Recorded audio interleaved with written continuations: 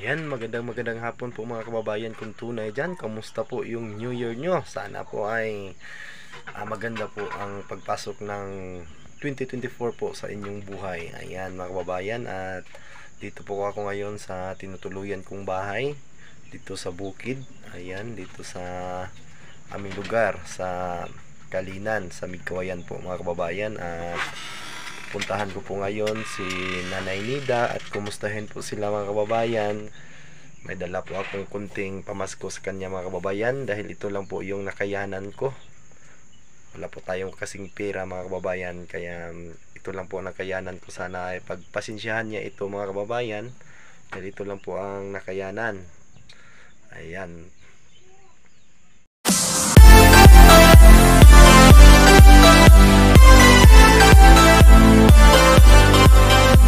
Yung dadalhin ko sa kanya, mga kape, ayan, may bigas, may mga dilata kunti, at saka may alamang, ayun, at may ano pa yung iba dyan, may sabon, ayan mga kababayan, at may kape. Yun po ang ibibigay ko po kay Atinida ngayon, yung pinagawa ng bahay din doon sa Mangalal. Ayan mga kababayan, kasama ko ngayon ang aking anak at asawa sa paghatid nito mga kababayan. Sana ay nandoon sila sa kanilang bahay ngayon. At tara na po, atin na itong ipak. Ayan.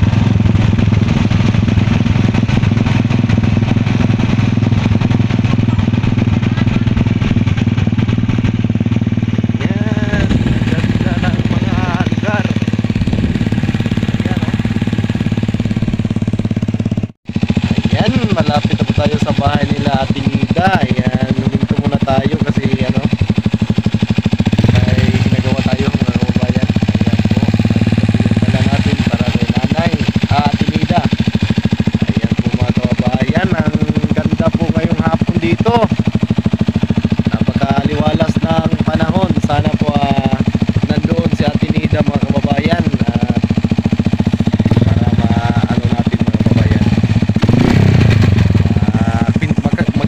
Natin mga kababayan, makakpintuhan. Ayan, kasama ko pala yung asawa ko at anak, si Janrit. Ayan, Janrit.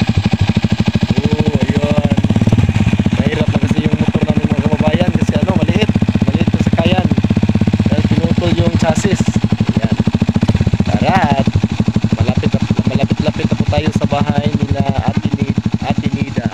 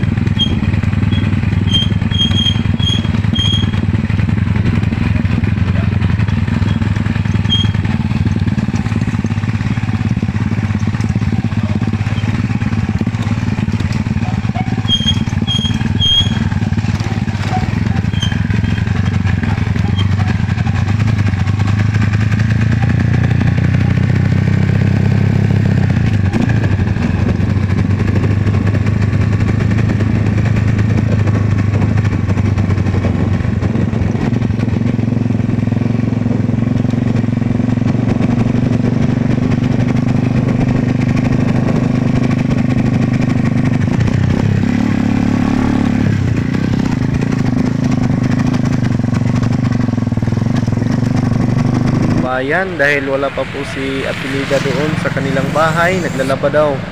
Ayan, pumunta muna tayo ng Malabog para bumili ng tinapay at saka isda.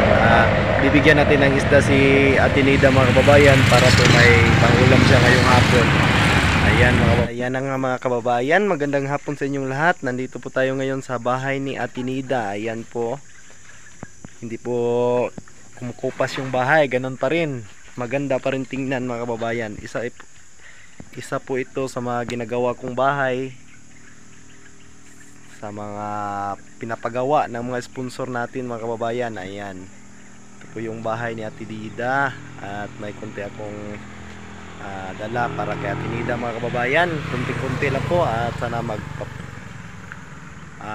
mapagpasensyahan po niya itong dala natin. Ayan, bumili na din po ako ng isda at saka yung tinapay para po sa kanila. Asa man itong kuhan dahil ay suga na itong gwapo kayo. Wala pa dahil. Salamat kayo. Salamat kayo in town dong. Magit ko ninyo kalimte. Bugas ng gamay dati, mga dilata, pasensya ragit dito, ragit kung makaya te. Ayan po yung bahay ni Atinida, yung ginawa natin. Kano sa gininahuman te? Sa gitong bulan? July. July ba nigi? July nigipuan niya. Agisugdan. Ayan, parang hindi kumukupas. Kumusta man te? Okay ra, kaloyan niya ako sige no. Asa mo si Angtol? Ay, kabalo naman siguro mo. Kamu rin tayo sabot niya. Ayan. Salamat kayo. Ani, abi na ko, di na ko po niya. Nagit ko ninyo, kalimtan pa. Ito man ay. Dito tiyaw, kaya hayag te. Salamat. Di ka malimtan ay. Ginoragi mo balo sa inyo Wapo pagyapon mong balay. Pinagapon. Wala pa na usab. Atinida mga kababayan, kakauwi lang po niya, galing po siya naglalaba doon sa ilog. Malayo kasi yung ilog dito sa kabilang bahay. Wala pa po may dala tayo dahil parehas na punta ni Pobre.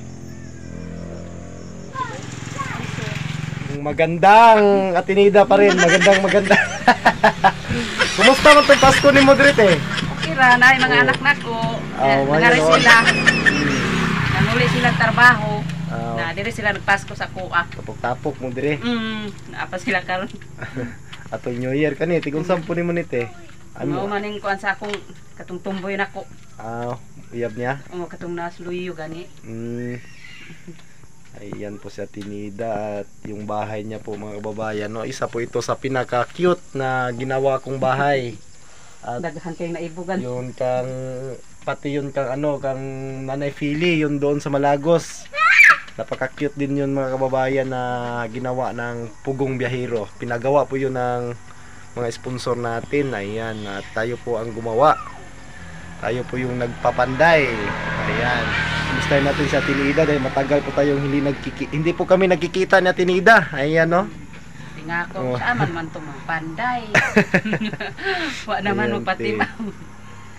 At pasensya ka na tiya sa aking dinala sa iyo dahil wala po talaga akong kakayahan na bumili ng marami dahil pareha lang po tayo na mahirap. Kaso may blessing na kunti sa akin kaya dinalhan po kita para po sa iyong Pasko. Kahit deleted na, pero okay pa rin yun. Dako na kayong tabang sa mua. Ayan te, at si James, wala po dito si James ngayon. Dahil namatay yung lulo ba yun niya te? Lulo no? Tuwa dito siyang lulo, kaya namatay naman to yung lulo. Kano sa ang lubong ato te? Karong Merkulis. Merkulis ang lubong. Abot. Sa pangadawa gani ron? Merkulis, hibis naman siguro. Ay sunod, bago para dahil namatay. Katong pizza uno. Namatay bago ra dahil pizza 3 ron no? Ay 4? 4 na. Bago ra dahil nag-igo ra gid siya nakaabot og New Year. Magani ay. Tungtong pagitaon siya. Kung natatandaan nyo mga kababayan, yung sa vlog ni Mang Ili, yung may dalawang matatanda na yung bahay niya ay nirenovate, yung pinalitan yung trapal na bubong, pinalitan ng sin, at saka yung mga bumbong ay yung madingding nila na sako-sako ay pinalitan din ng amakan.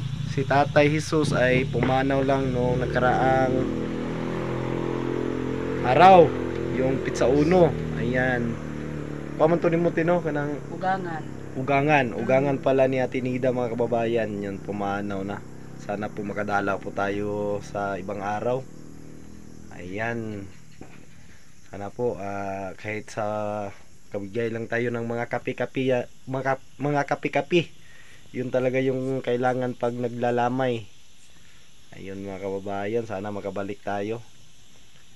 At hindi na po kami magtatagal, Ate Nida. Oo, salamat daan sa inyong monitor sa amua. May magdugay kasi ano na, hapon na. Uuwi pa kami ng malayong lugar. Doon sa malayo. Ayan, at bye-bye at Happy New Year po sa inyong lahat, sa ating mga viewers, sa mga OFW na laging nanonood ng ating mga video, na palaging sumusuporta. Salamat po sa hindi pag-skip ng ads ninyo, mga kababayan, at maraming salamat po sa inyong lahat. Sana po ay nasa magandang buhay kayong lahat dyan, kahit saan man kayo sulok ng mundo. At bye-bye! Salamat ninyong tanan. Salamat. Bye-bye.